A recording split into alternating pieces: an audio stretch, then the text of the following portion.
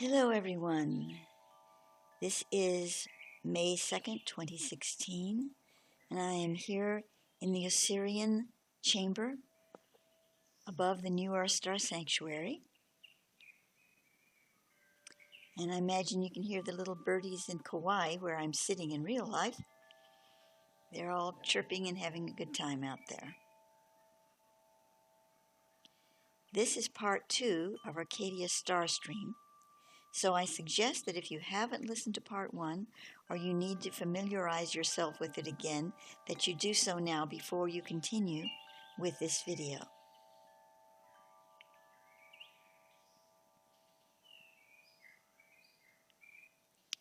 So let us take a look at the 3 star streams again.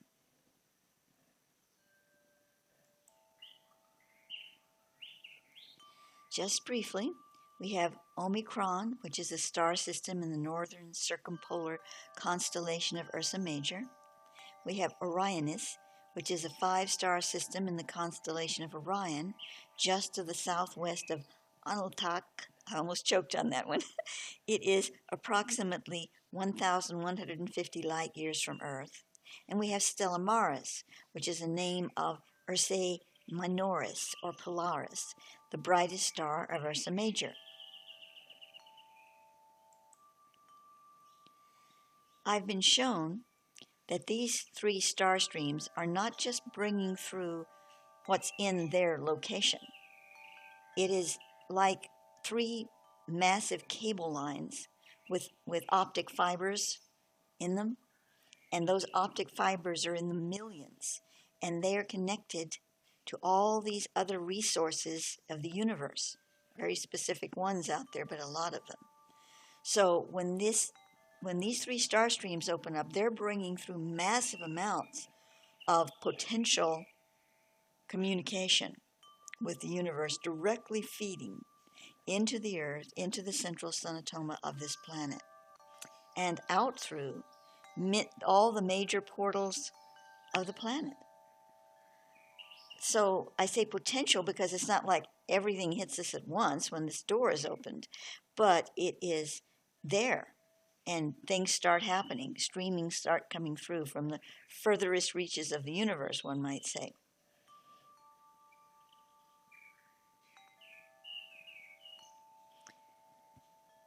So next, let's look at why May 29th. Now, I'm not an astrologer, so I can't give you any astrologic reasons for this. And, regular astrology may not cover it anyway. Many years ago, in the 1970s, Thoth started to give me he said that, regular astrology, although it's really good, I mean, I'm not knocking it, but for extremely dimensional topics such as this, one needed to look at a greater astrology, as he called it. And I can't even remember the name he gave it to me then. But he started to try to teach this to me, and I just couldn't handle it. It was just way too much. So I said, no, thank you, Thoth. Let's move on to something else. So, and that's happened once in a while in my 40-some years with all of this work. It's just like sometimes I just can't go there, So that was one topic I didn't. So I can't converse with you about this higher astrology in relationship to May 29th, but I'm sure there is something there about it. However, I did go to Thoth in just specifically about, well, what is, can you give me something that will give us an understanding of why May 29th? And he did give me something. He referred me back to an article I'd written some years ago, Yeshuda, Christos Whirlwind of the Solar Mysteries, and I would like to read this to you now.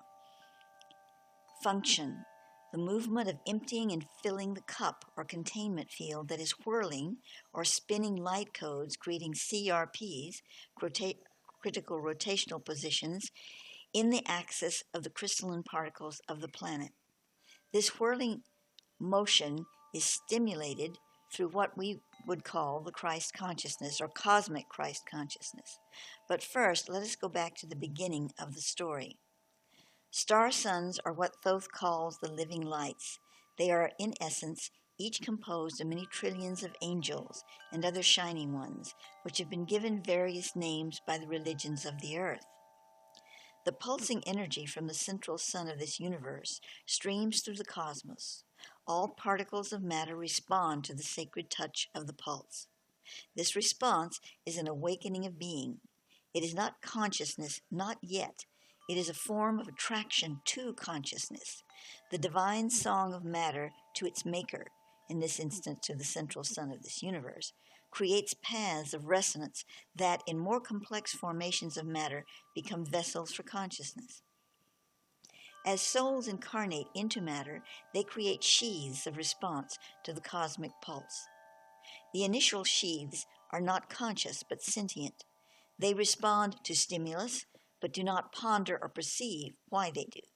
However, due to the specific nature of the human being, it develops centers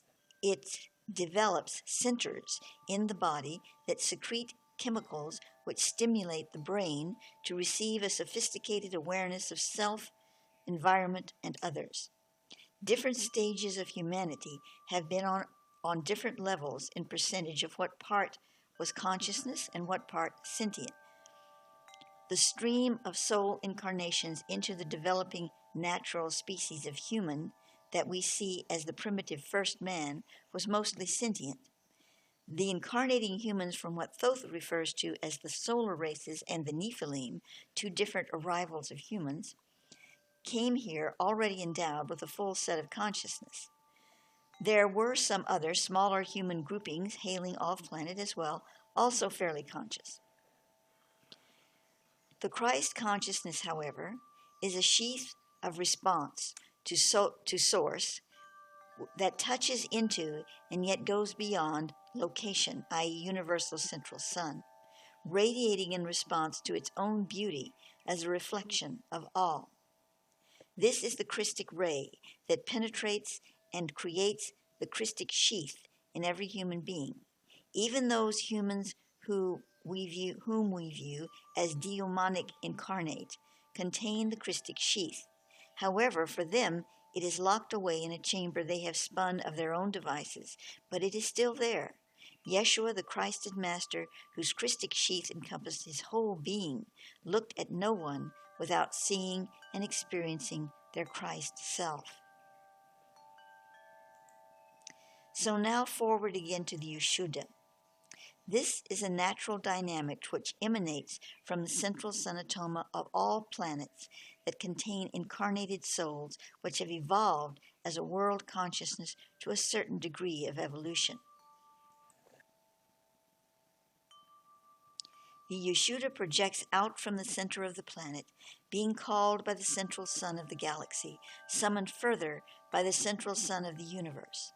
As this dynamic moves like a giant clock, in sync with the movement of the lunar and solar shells of the planet, it collects the dew of crystalline sparks from the souls of the planet into its cup or containment field.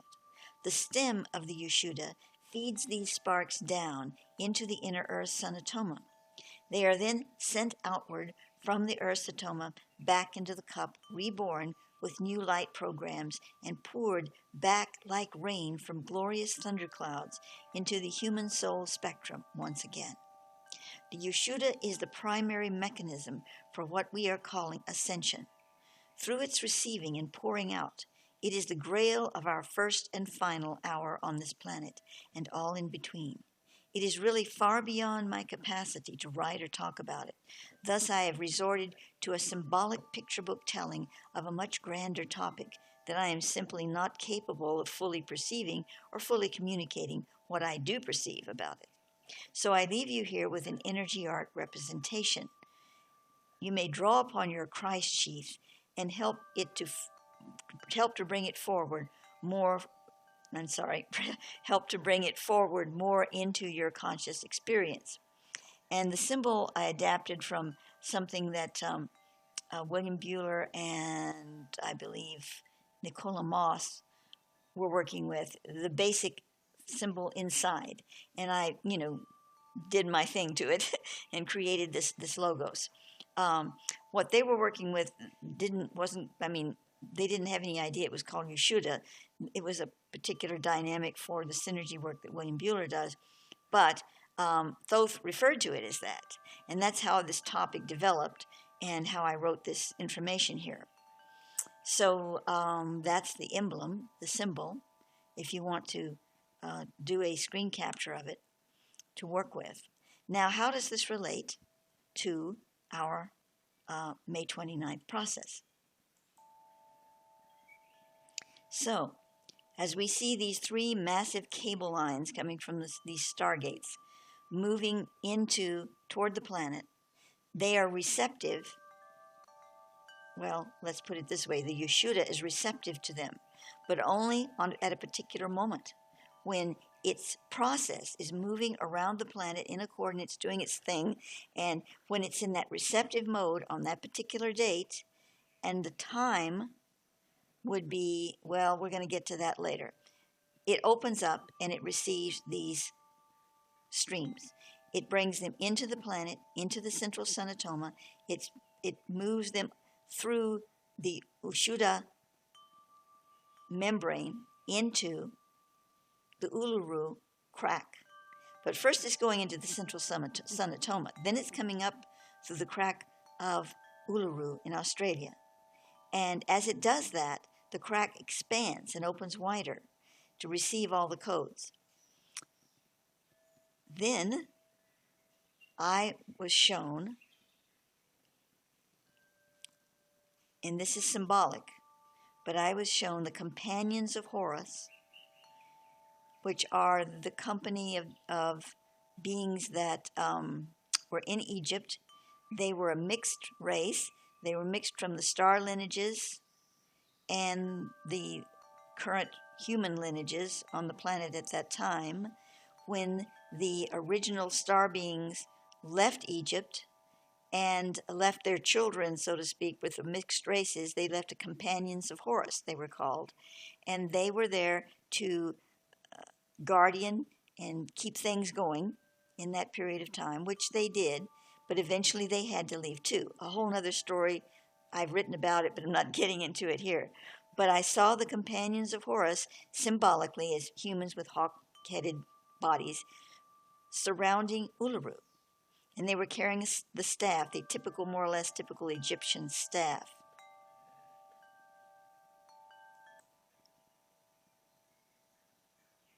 And so here we have a depiction that I just now found on Google. It wasn't all so pretty and gold and everything, but I just saw these beings. They were more like alive rather than statues. And they had the hawk head. But this is interesting because I just Googled this one. And I can see that it has a black body. And on the top of the staff, which I really couldn't see clearly what was on top of it, but there was something on top of it. But here you see what appears to be the head of Anubis. Now this is really interesting to me because of what happened next in my vision. Because next, the hawk-headed ones turned into Anubis, a man with a jackal-headed body. And they were circling, and I received that it was 24. 24 Horians turned into 24 Anubis. And they were circling Uluru again. And they had a staff. Now this time I saw on the staff more clearly something that kind of looked like what's on this staff. But you see that the head of Horus was on what I just showed you over, let's see if I can get it again, over here. So that's interesting. But anyway, so I saw Anubis, and the Anubis were circling. Now, Thoth has told me, and I don't know that this is written anywhere, at least in what we have now about Egyptology, but he has said that Anubis is an aspect of himself. And in the archetypification of that energy and how it is presented in the mysteries, actually Anubis is an aspect of Thoth. But also, going back in the 1990s, I received something on what's called the Kioptos. And I don't have this material in front of me. I honestly don't know where to find it right now. It's somewhere. But as I recall, the Chioptos were guardians of certain powerful energy matrices, such as the Templar and others. And they were formed a circle around them and protectively. So they are Anubis, the Anubis beings.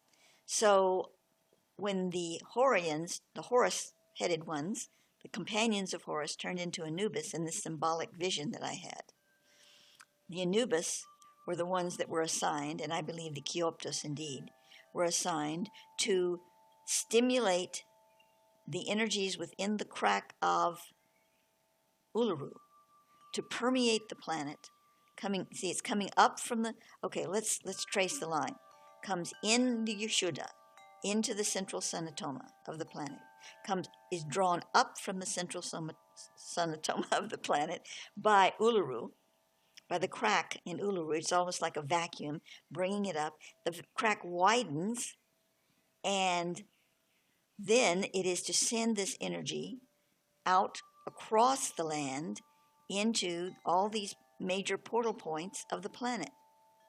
Well, I saw the Anubis ones, the Chioptos, pounding their staves, boom, boom, boom, in synchronization on the red clay of Australia around the Uluru. And as they did this, the vibrational sent waves, waveforms across the planet, and it was sending that energy of the 3 star streaming cable lines throughout the earth, around the shell of the planet, and touching into all these portals. So that was the vision that I had.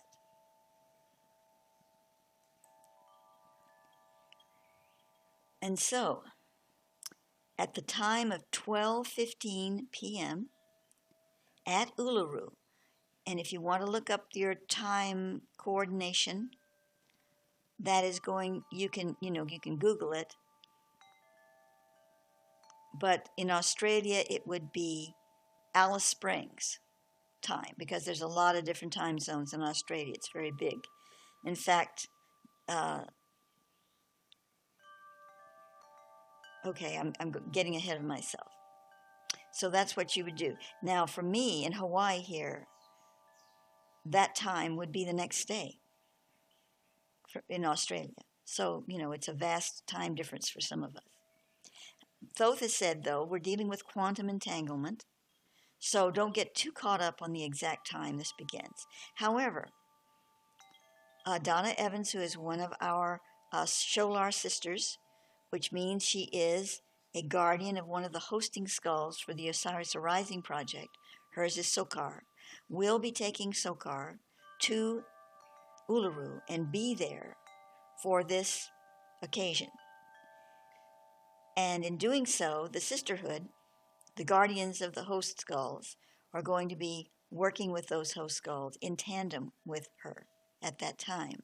I'm going to be sitting up here on the lanai. I'm going to take my matrix, my Osiris Arising Crystal Skull Matrix, out of my room and put it on the lanai in a particular configuration with the 3 skulls that are holding the energy of the 3 Stargate streams that are being represented here, because this is what it's all about. These skulls were brought into my awareness as being representative of the Trigate star streamings. I had no idea at the time that I did this, that this May 29th date and these star streams would be coming through, but that's what happened.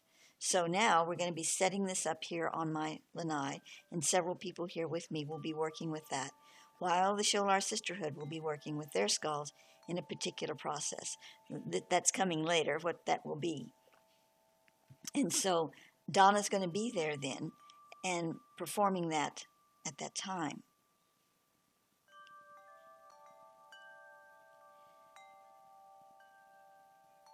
So now let's move on to talking about what Arcadia means. Now, when I did the first Starstream video, I asked what name could I give this? Just Starstreams? I mean, it seemed like it needed something more than that.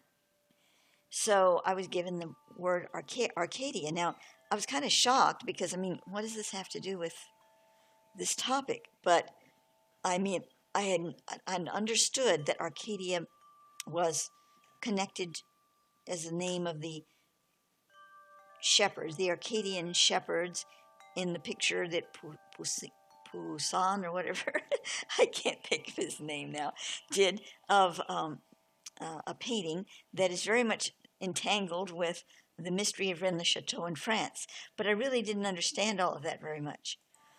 And not what it had to do with this topic. Also, there's Arcadia is the name of a place in Greece, and I believe one in Louisiana or in Canada, perhaps, and other places. But I didn't know much more about it. So I Googled it and found that in Greek mythology, it represents, nirvana. It represents the land of the gods, Shambhala, a holy city of Jerusalem, anything you want to call the perfect, beautiful place, the perfect land. And so I asked Thoth for a higher definition of this, and he told me that in Atlantis it was called Akar-Ru-Ka. Akaruka. And of course we know Ka is the etheric double in Egypt of the body. There's a little more to it than that, I believe. But Akaruka, correction, Akaruka,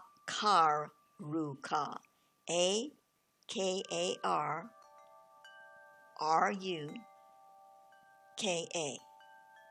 Akaruka. And essentially, it's kind of hard to give the meaning, but essentially it means to release and receive. And there is a scenario Thoth has shown me where the Atlantean, in his initiation with this word, this name, this process, presents him herself and says, I am enchained, I am bound to the heaviness. And I come before you to receive my release and to be allowed entry into the great land. And this is the great land of spirit, of self-knowing, of heart resonance. And so its relationship to what we're doing, apparently, at least what I can perceive at this time, is that this process will be opening a portal that brings us deeper into connection to that Arcadia, to that land of promise within us. And these Starstreams are what they're the missing codes, that are coming together and allowing us to receive the Arcadia, or Akar-Ru-Ka,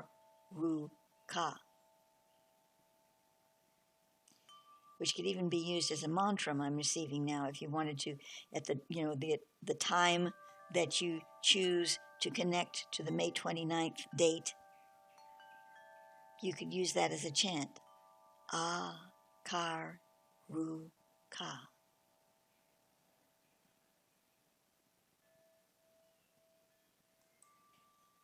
Well, everyone, I believe that this concludes the video for today on the Arcadia Starstream. I will probably almost surely be doing one more, and maybe even two more before then. So just stay tuned, and we will see what transpires. My love to you all, and have a wonderful day.